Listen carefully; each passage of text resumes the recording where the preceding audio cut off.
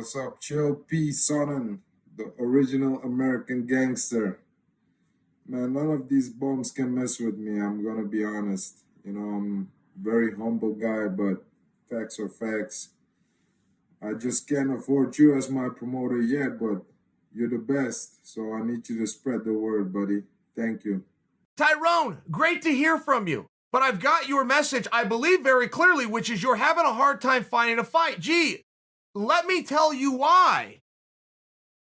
You've had 132 matches. You've only lost 7 of them. Oh, by the way, I had to go back almost a decade to find your last loss, which means essentially you haven't lost since you were a boy. By the way, I looked at your MMA record. You haven't lost at MMA. I looked at your boxing record. You've never lost. 14 times up, 0 losses. 13 of those were by knockout. I default down to your kickboxing record. You've had 107 wins. 84 of those were by knockout. That's why nobody wants to fight you. Do you understand? Okay. Who the hell's going to want to do that job? Look, you're going to have to find a badass. And there are some legit badasses out there. I'll bring one of them to mind. Bare knuckle boxing, which is doing some great things right now and would be right up your alley, but Josh Barnett just jumped into that.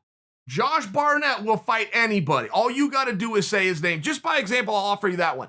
If I was to look at the UFC, you're in the heavyweight division, you versus Rosenstruck just hits me right off the top of my head. But you versus Rosenstruck, and you guys have probably trained together at some point. You both live in Florida, so I'm guessing you both came from the same kickboxing world. And if you haven't, even better. Over in Bellator, and this one might catch you off guard, but Scott Coker, who's a fan of yours, and Scott Coker, who loves kickboxers and kickboxing, by the way, this might catch you off guard, but you versus Fedor is very interesting match, right? I mean, Fedor likes to stand. That would just be very fun to watch. That's the kind of match that Fedor would take. He likes guys with scary records, by the way. And if he thinks that you're unexperienced in MMA, and even though you're undefeated, you've only had 2 matches, that's something else that he might like. I'm guessing, but as I look at these different organizations, first off, I'll tell you why nobody wants to fight you.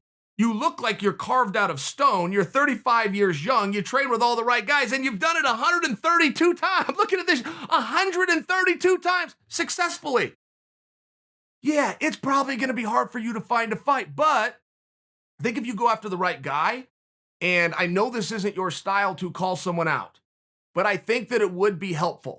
And there are guys with bravery. I bring Josh Barnett to the table because I just saw that he signed and is going to go overseas and do a bare knuckle boxing. But Josh Barnett will go with anybody under any rules, and nobody ever calls him out.